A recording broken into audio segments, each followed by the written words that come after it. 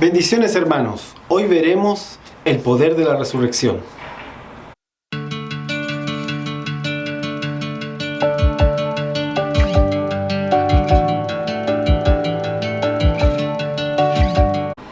Bueno, como hemos venido viendo los diferentes videos, hemos ido revisando el papel de Elías en la gran crisis y comenzamos viendo cómo el mismo Elías había sido quien con su medida de justicia, quien con su fe había de alguna manera puesto en juicio el sistema de Jezabel y Acab y el Israel que había en su tiempo y en su generación. Y había traído de esta manera una crisis sobre todo Israel. Y hemos visto también en los diferentes videos paso a paso algunos puntos de cómo Elías fue movido por el Espíritu Santo para actuar de forma muy precisa en medio de la gran crisis. Y hoy vamos a ver un punto sumamente importante y cúlmine también cuando estamos hablando del ministerio de Elías y cuando estamos hablando también de cómo Dios opera la gran crisis. Y nos habíamos quedado en el video pasado en cómo Elías actuó cuando el Señor lo envió donde la viuda de Sarepta. Y ahora vamos a revisar otro aspecto de ese encuentro de Elías con la viuda de Sarepta. Vaya conmigo a Primera de Reyes 17:18. Dice, y ella dijo a Elías, ¿qué tengo yo contigo, varón de Dios? Has venido a mí para traer a memoria mis iniquidades y para hacer morir a mi hijo.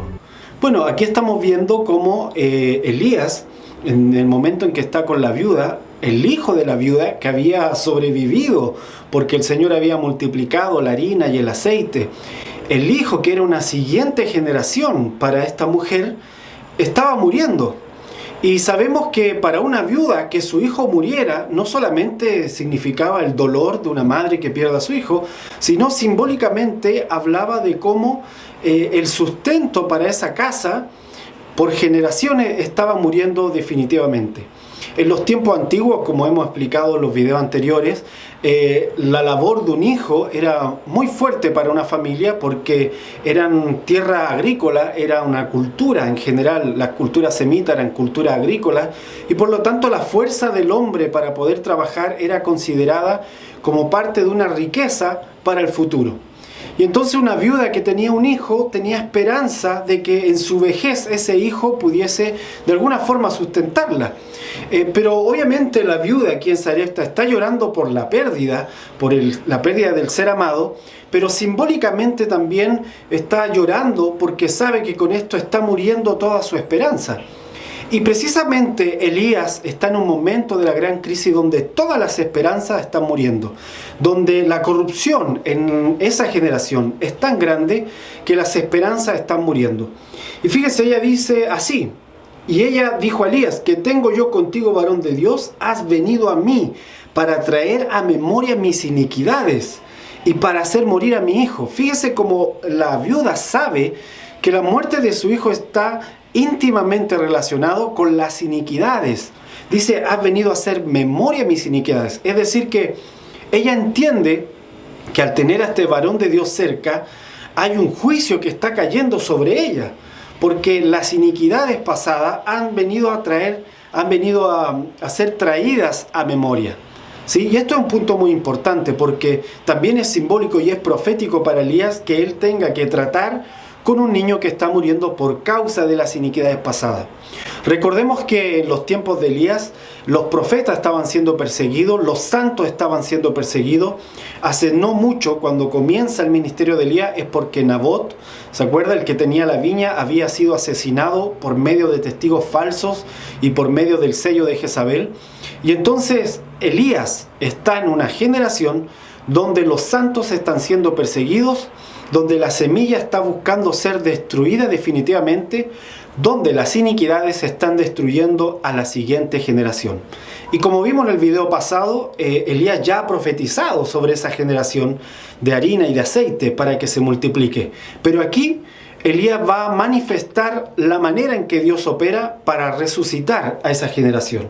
Dice luego el 17-19. Él le dijo, dame acá tu hijo. Elías le dice, dame acá tu hijo. Entonces él lo tomó de su regazo y lo llevó al aposento donde él estaba y lo puso sobre su cama y clamando a Jehová dijo, Jehová Dios mío, aún la viuda en cuya casa estoy hospedando, has afligido, haciéndole morir su hijo. Fíjense la oración de Elías. Elías, si bien es cierto, ha experimentado toda esta misericordia del Señor, no debemos olvidar que Elías tenía un ejemplo, un ícono, tenía profetas de la antigüedad que habían sido sus ejemplos proféticos. Y entonces, para el momento en que está viviendo Elías, donde está siendo sustentado por una viuda, es un momento muy crítico. Él está sintiéndose que ha fracasado en todo y que está casi que escondido en Sarepta mientras todo lo importante está pasando.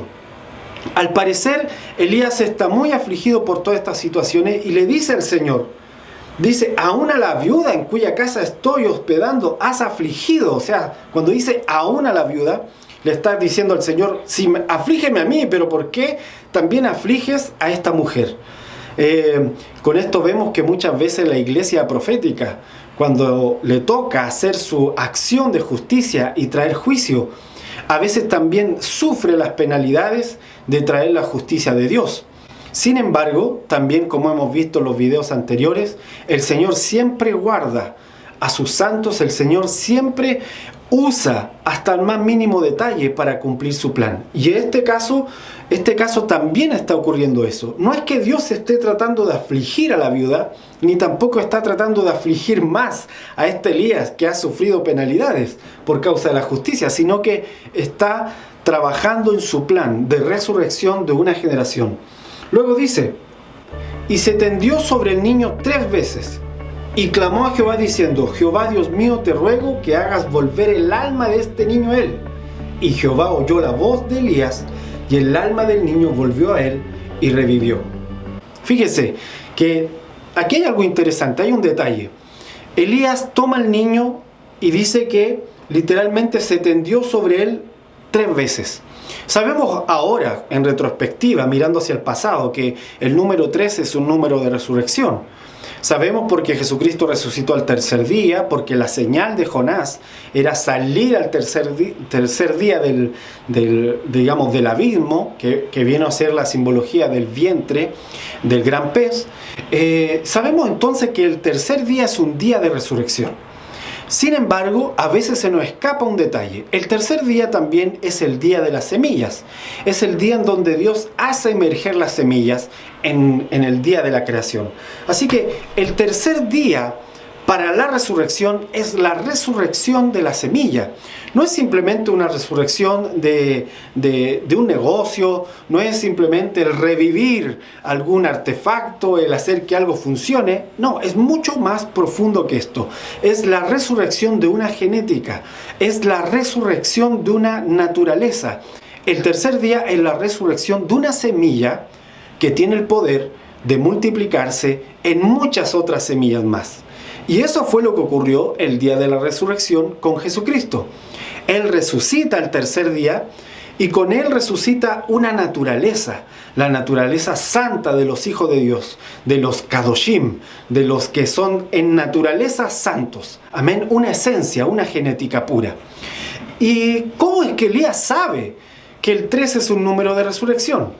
Y aquí me voy a aventurar en una suposición bastante, pero más que una suposición es algo que he venido pensándolo, luego de haber revisado bastantes veces el momento en que Elías se aparece en el monte de la transfiguración, junto con Moisés. ¿Se acuerdan de ese momento?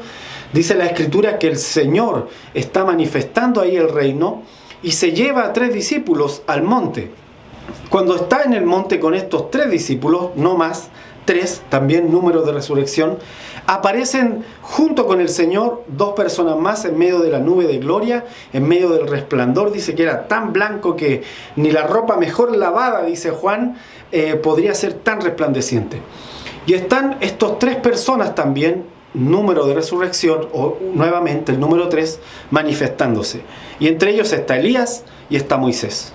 Ahora, he escuchado, por ejemplo, decir a Emerson Ferrell, que pronto va a sacar su libro Hijos de la Resurrección, o Una Generación de la Resurrección, hablando acerca de que en ese momento ellos vuelven al origen. Ellos lo que se está manifestando ahí es lo eterno, ¿sí? En el libro Batallas en el Gran Monte yo también hago referencia a ese momento para referirme de que ese monte de la transfiguración básicamente es el verdadero monte de Dios para todos nosotros. Es un monte donde somos transfigurados, es un monte donde somos llevados a lo eterno, es un monte donde volvemos a experimentar el origen que hemos tenido en Dios.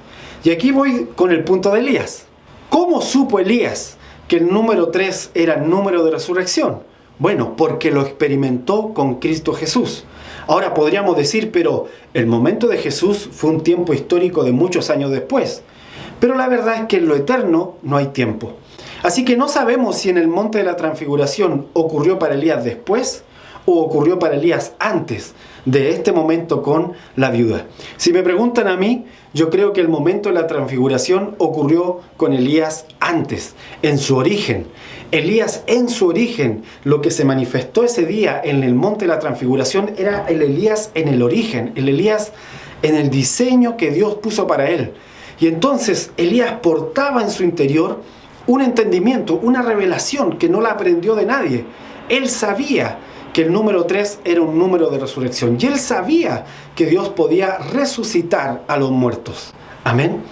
Y entonces aquí vemos que toma al niño y está, dice, con él, lo tiende 3 veces y clama al Señor y le pide que el alma vuelva. Y efectivamente dice, Jehová oyó la voz de Elías y el alma del niño volvió a él y revivió. Luego dice, tomando luego Elías al niño, lo trajo del aposento a la casa y lo dio a su madre y le dijo a Elías, mira, tu hijo vive. Esto es muy precioso, porque aquí estamos viendo que Elías trae al niño. Y esto es, vuelvo a decir, es un acto profético de Dios mismo usando a Elías.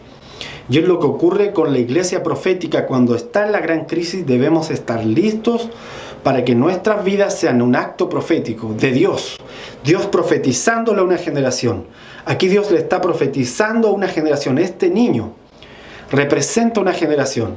Y Dios la ha hecho resucitar. Dios la ha revivido esa generación. La ha traído de vuelta entonces a la viuda. Y le ha dicho, este hijo vive. Y asimismo esa generación de los 7,000 que tenía que levantarse iba a vivir. Entonces la mujer dijo a Elías, ahora conozco que tú eres varón de Dios. Fíjese, uno podría decir con la multiplicación de la harina del aceite debe haberlo entendido, pero fíjense cómo es esto. Dice, ahora conozco que tú eres varón de Dios y que la palabra de Jehová es verdad en tu boca. ¿Cómo vas a ver? ¿Cómo van a entender en el mundo de que esta iglesia profética verdaderamente tiene la voz de Dios? Cuando esa iglesia profética está resucitando a una generación. Así que hermanos, en medio de la gran crisis, Dios va a resucitar una generación. Sean todos muy bendecidos. Nos vemos en el siguiente video. Bendiciones.